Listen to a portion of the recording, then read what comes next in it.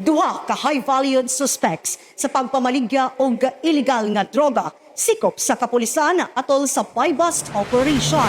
Duha ka magigsuon nga puro lalaki nga taga Barangay San Francisco, Panabo City, walay pamilya, apan ang usa adunay usa ka anak nga nakuhaan og unom ka mga pakete nga anaa sa transparent plastic cellophane nga adunay sulod sa gidudahang shabu nga gibanaan nga mukantidad og 27,608,000 pesos.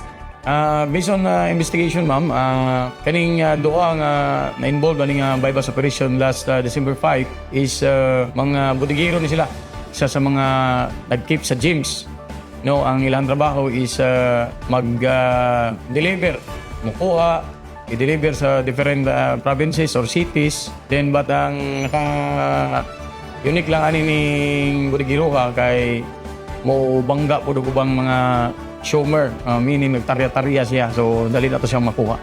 Matud pa sa usa sa mga suspetsado atol sa maong interview nga sila nahibulong sa pagsikop sa kapulisan sa iyaha ug sa iyahang igsuon atol sa birthday party sa iyang igsuong maestra ug iyang gilimod ang maong akusasyon batok kanila. Actually, ma'am, wala ito kaya idea. Kaya ako, ma'am, is sagara simple rin nga ko, ma'am, trabante. Quality inspector ko sa government sa company. Manarawa ko man. Regarding nga naman, wala doon ko na naman personal knowledge. Kato actually, mamis, kato tamis, nagpile ko ang calamity loan sa pag-ibig. Dito man dito kong takong na kung wala ko na file niya. Birthday pa to sa akong igsoon nga ko. So nagtapok-tapok di sa balidagan niya actually ito, ma'am. Ililakay kami doon. Ngalala namin anong inato ka. Sa kasamtangan, anaa sa kustodiya sa kapulisan ang mga sospetsado.